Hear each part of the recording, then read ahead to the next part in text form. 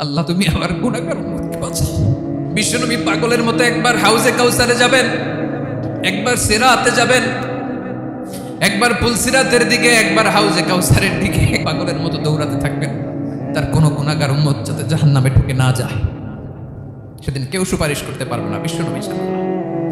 কিয়ামতের ময়দানে ওই বিভীষিকাময় সময়ে মুসিবতের কালে মানুষগুলো পাগল হয়ে বিশ্বনবীকে খুঁজতে আরম্ভ করবে। সবাই মিলে বিশ্বনবীর কাছে যেয়ে বলবে, ইয়া রাহমাতাল লিল আলামিন, ইয়া খাতামান নবীন, রাহমাতাল লিল আলামিন। দেখেন আমাদের কি অবস্থা, কি কঠিন বিপদে আমরা আছি, দাঁড়াতে পারি না, সূর্যের আলোতে ঘেমে হয়রান। আজকে কেউ সুপারিশ করতে পারবে না। সব নবীরা অপারগতা স্বীকার করেছে, তারা বলেছে আপনি ছাড়া কেউ নাকি আল্লাহর সামনে দাঁড়াতে পারবেন না, আপনি একটু সুপারিশ করেন। বিশ্বনবী বলবেন, আসো আসো, আজকের দিনে আমি ছাড়া আল্লাহর সামনে কেউ দাঁড়াতে পারবে না। বিশ্বনবী মাকামে মাহমুদে যে আল্লাহু আকবার বলে সিজদায় লুটিয়ে পড়বেন। আল্লাহ রাব্বুল আলামিন বিশ্বনবীকে এমন কিছু চমৎকার শব্দ শিখাবেন, ওই শব্দগুলো দিয়ে আল্লাহর প্রশংসা করে বিশ্বনবী কাঁদতে আরম্ভ করবেন। বিশ্বনবী এমন ভাবে অজর দ্বারায় সিজদায় লুটিয়ে পড়ে কাঁদবেন, রব্বুল আলামিনের রহমতের দরিয়ায় জোশ লেগে যাবে। রব্বুল আলামিন এই দৃশ্য থেকে সহ্য করতে পারবেন না। রব্বুল আলামিন বলবেন, ইয়া মুহাম্মদ ইরফা রাসাক, ও নবী আপনি মাথা তোলেন, মাথা তোলেন, আপনার কান্না আমি সহ্য করতে পারি না। নবী আপনি মাথা তোলেন, সাল তুতা, আজকে আপনি যা চাবেন তাই দেব। নবী আপনি সিজদা থেকে মাথা তুলেন, সাল তুতা, যা চাবেন তাই দেব। ওয়াশফা তুশাফা, যার জন্য সুপারিশ করবেন তার সুপারিশ কবুল করে নিন। বিশ্বনবী এবার মাথা তুলবেন। যে বিভীষিকাময় সময়ে প্রত্যেক নবী বলেছেন আমি পারবো না, প্রত্যেক নবী বলেছেন নাফসি নাফসি, আমার কি হবে আমি জানি না, আল্লাহ আমারে বাঁচাও। প্রতিটি নবী বলবেন নাফসি নাফসি, আল্লাহ তুমি আমারে বাঁচাও, আমারে বাঁচাও। বিশ্বনবী মাথা তুলবেন, তুলে বলবেন রব্বি হাবলি উম্মতি, আল্লাহ তুমি আমার গুনাহগার উম্মতকে বাঁচাও। এই দুনিয়ার বুকে রব্বুল আলামিন সব নবীকে একটা করে দাওয়া মুস্তাজাবা দিয়েছেন, মানে যে দোয়া করলে কবুল হয়ে যায় সাথে সাথেই। দাও বিহা, দুনিয়ার সব নবীরা ওই দোয়াটা দুনিয়ায় করে ফেলেছে। সব নবীকে আল্লাহ একটা করে দোয়া দিয়েছে, নবী দোয়া করলেই কবুল। সব নবীরা ওই দোয়া করে ফেলেছে দুনিয়াতে। বিশ্বনবী বলেন আমি করি নাই। ওয়া ইন্নী আখতাবিউ দাওয়াতি শাফাআতান লি উম্মতি ইয়াউমাল কিয়ামাহ, আমার ওই স্পেশাল দোয়াটা আমি দুনিয়ার বুকে কঠিন বিপদে পড়েও কোনোদিন করি নাই। আমি আমার স্পেশাল দোয়াটা কিয়ামতের দিন আমার গুনাহগার উম্মতকে সুপারিশের জন্য রেখে দিয়েছি।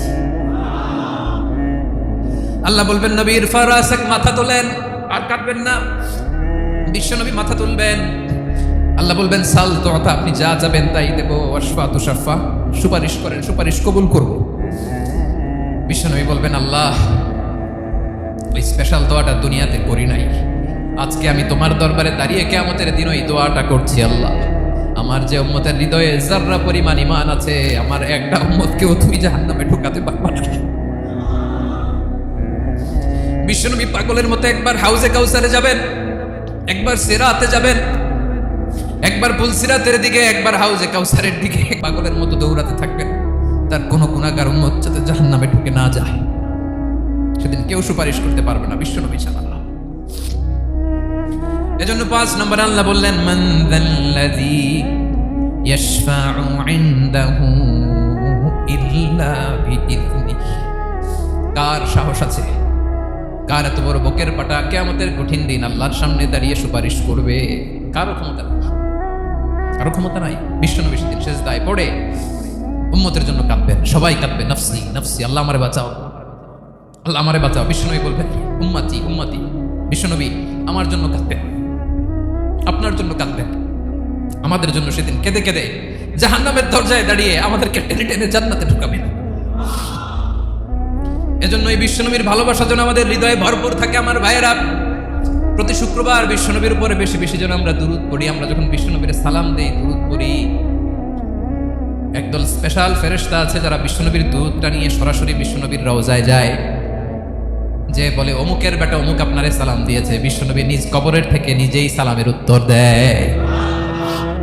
বিশ্বনবীর ভালোবাসা যেন আমাদের হৃদয়ে থাকে, বিশ্বনবীর সুন্নাহ দিয়ে যেন আমাদের জীবনটাকে সাজাই পারা যাবে ইনশাআল্লাহ। বিশ্বনবীর ভালোবাসা ছাড়া কেউ জান্নাতে ঢুকতে পারবে? বিশ্বনবীর পক্ষে আমরা বলবো, বিশ্বনবীর পক্ষে আমরা লিখবো, বিশ্বনবীর জন্য আমরা আমাদের কলিজার রক্ত বিলিয়ে দিব, ঠিক কিনা বলেন? সেদিন বিশ্বনবী ছাড়া কেউ সুপারিশ করতে পারবে না। 5 নম্বর আল্লাহ বললেন, মান যাল্লাযী ইয়াশফাউ ইনদাহু ইল্লা বিইذনি, কে আছে সুপারিশ করবে আল্লাহর সামনে? আর আপনি আপনার বাবার দরবারে যে সেজদা দেন, হ্যাঁ? ইব্রাহিম আলাইহিস সালাম থারথার করে কাঁপবে আর বলবে নাফসি নাফসি, আল্লাহ আমারে বাঁচাও। মুসা আলাইহিস সালাম থারথার করে কাঁপবে, আল্লাহ নাফসি নাফসি, আমারে বাঁচাও। আর আপনি পীরের দরবারে যে সেজদা দেন, কোথায় আছেন আপনি? খবরদার, কেউ বাঁচাতে পারবে না। যাকে ইল্লা, আল্লাহ যাকে অনুমতি দেন বিশ্বনবীকে দিবেন, নবীদেরকে দিবেন, এরপরে আল্লাহ তার স্পেশাল ওয়ালিদেরকে, মুত্তাকিনদেরকে, শহীদদেরকে, সিলেক্টেড বান্দাদেরকে দিবেন। কিন্তু কাকে দিবেন, কার জন্য দিবেন, দুনিয়ার কেউ জানে না, একজন ছাড়া, তিনি কে? আল্লাহর ওয়ালিদেরকে, নেককার লোকদেরকে আল্লাহ সুপারিশের অনুমতি দিবেন। কিন্তু আপনি যারে মানেন, যার পায়ে সেজদায় লুটিয়ে পড়ে থাকেন, তারে যে আল্লাহ দিবেন, এটার কোনো গ্যারান্টি আছে? কথা বলেন। এজন্য জপতে হবে একজনের নাম, আওয়াজ করে বলুন, তিনি কে? আয়াতুল কুরসির 5 নাম্বার কথা হচ্ছে, সেদিন কেউ কারো উপকারে আসবে না, সুপারিশ করার সুযোগ পাবে না, আল্লাহ যাকে অনুমতি দেয় তিনি ছাড়া। আল্লাহ যদি কাউকে দয়া করে অনুমতি দেয় তাহলে করতে পারবে, তাহলে পারবে। সেই কিয়ামতের দিনটা বড্ড ভয়ঙ্কর, কেউ সুপারিশ করার সাহস পাবে না। আরে আমার অবস্থা কি আমি জানি না, আমি আবার কার জন্য সুপারিশ করব? কথা বুঝেন নাই? আমার কি হবে আমি জানি, তা আমি আরেকজনকে নিয়ে টেনশন করার সুযোগ কোথায়? ইয়া নাফসি ইয়া নাফসি, আল্লাহ আমারে বাঁচাও, আমারে বাঁচাও, আমারে বাঁচাও। কাঁদতে কাঁদতে মানুষ হয়রান হয়ে যাবে, এ নাকি আবার আরেকজনের বাঁচাবে। বিশ্বনবী বলেন, বিশ্বনবী একবার ছাগলের রান খাচ্ছিলেন, রান খেতে খেতে বিশ্বনবী বলেন, আনা সাইয়্যিদুন নাস ইয়াউমাল কিয়ামা, আমি কিয়ামতের দিন সর্বশ্রেষ্ঠ হব, মানুষের মধ্যে সর্বশ্রেষ্ঠ সেরা আমি বিশ্বনবী। আলহামদুলিল্লাহ।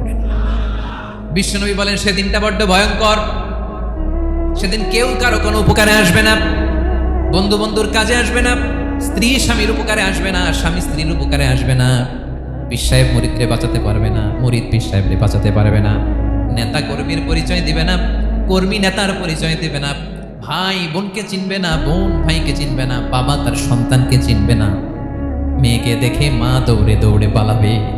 বড্ড ভয়ঙ্কর দিন।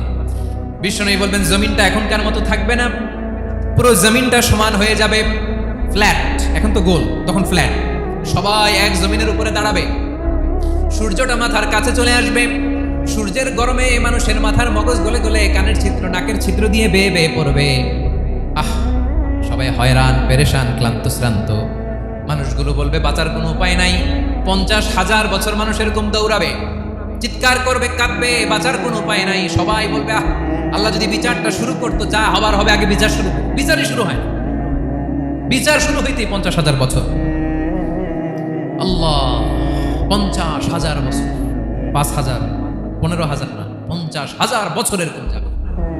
মানুষগুলো কাঁদতে কাঁদতে বলবে, চলো আমরা আদম আলাইহিস সালামের কাছে যাই, যেন আল্লাহর যে সুপারিশ করে, আল্লাহ আপনি বিচার শুরু করেন। কিয়ামতের ময়দানে সবাই মিলে সাইয়েদনা আদম আলাইহিস সালামের কাছে যাই বলবে, ইয়া আবাল বাশার ইয়া আউয়ালাল আম্বিয়া, ও আদম নবী, আপনি দুনিয়ার বুকে প্রথম নবী, আল্লাহ নিজ হাতে আপনারে 60 হাত লম্বা করে বানিয়েছেন, আপনার সম্মানে ফেরেশতাদেরকে সেজদা দিতে বলেছেন, দুনিয়ার প্রথম নবী, প্রথম মানুষ আপনি, আপনি আল্লাহরে যে সুপারিশ করেন যেন আল্লাহ বিচার শুরু করে। আদম আলাইহিস সালাম বলবেন, আমি পারবো না, কারণ আল্লাহ আমাকে একটা নিষিদ্ধ গাছের কাছে যেতে নিষেধ করেছিল, আমি ভুল করে এই গাছের ফল খেয়েছি। নাফসি নাফসি, আজকে আমার কি হবে আমি জানি না, আমি বড় লজ্জিত। আমারে যদি আল্লাহ জিজ্ঞেস করে কেন খাইছিলাম, আমার কোনো উত্তর নাই, তোমারে বাঁচাবো কেমনে আমি? নবীরা থারথার করে কাঁপবে সেদিন। আদম আলাইহিস সালাম বলবেন, আমি পারবো না, মাফ করো আমাকে, আমি পারবো না, ওই যে ভুল করে গন্ধম খেয়ে ফেলেছি, নিষিদ্ধ গাছের ফল খেয়ে ফেলেছে, আমি বড় লজ্জিত, অনুতপ্ত, আমি পারবো না।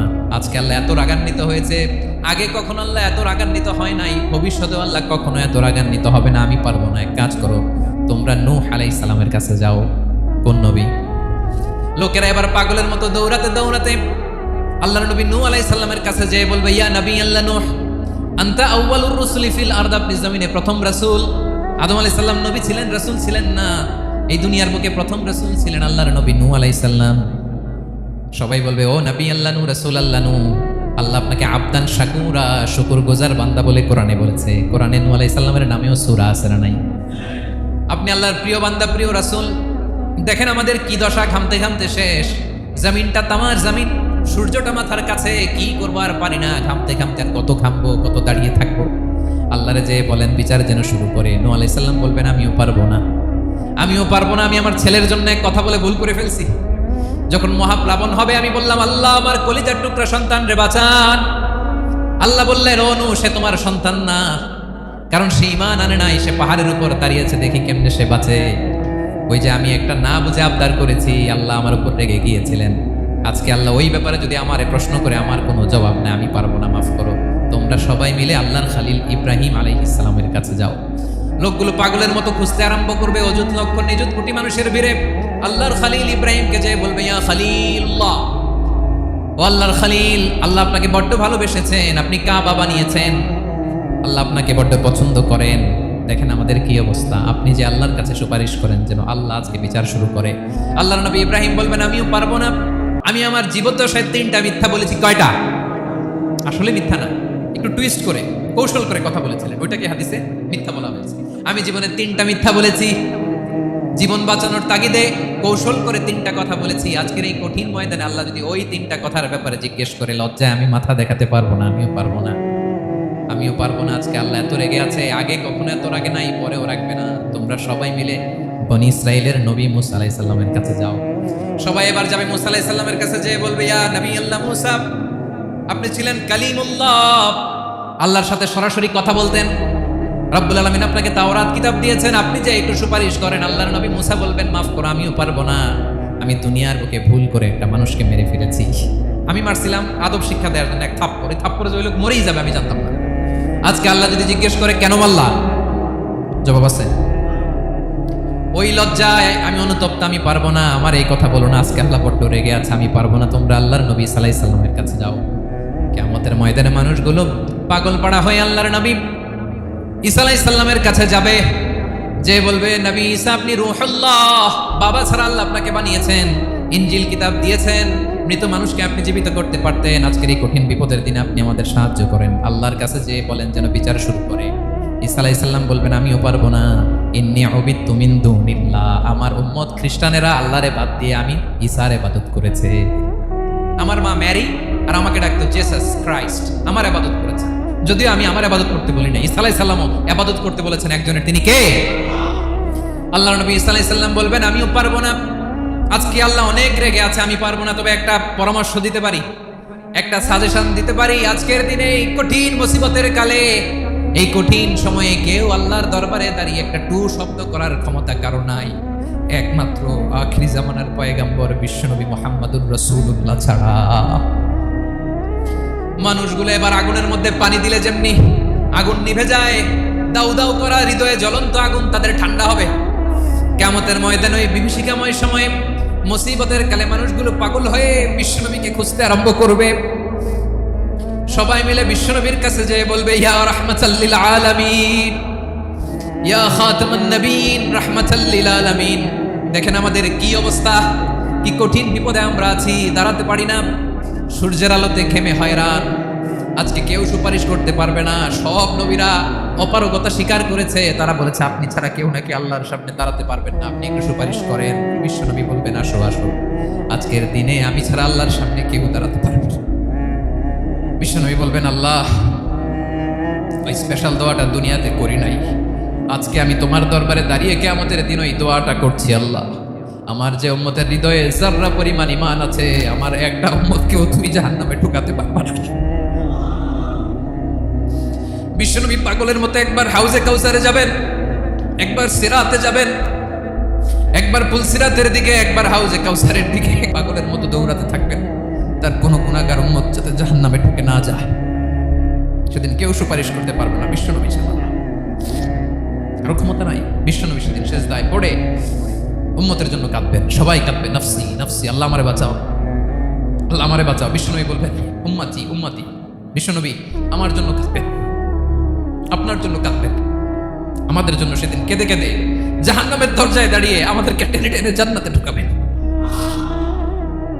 এজন্য এই বিশ্বনবীর ভালোবাসা যেন আমাদের হৃদয়ে ভরপুর থাকে। আমার ভাইয়েরা, প্রতি শুক্রবার বিশ্বনবীর উপরে বেশি বেশি যেন আমরা দুরূদ পড়ি। আমরা যখন বিশ্বনবীর সালাম দেই, দুরূদ পড়ি, একদল স্পেশাল ফেরেশতা আছে যারা বিশ্বনবীর দুরূদটা নিয়ে সরাসরি বিশ্বনবীর রওজায় যায়, যে বলে অমুকের বেটা অমুক আপনারে সালাম দিয়েছে। বিশ্বনবী নিজ কবরের থেকে নিজেই সালামের উত্তর দেয়। বিশ্বনবীর ভালোবাসা যেন আমাদের হৃদয়ে থাকে, বিশ্বনবীর সুন্নাহ দিয়ে যেন আমাদের জীবনটাকে সাজাই। পারা যাবে ইনশাআল্লাহ।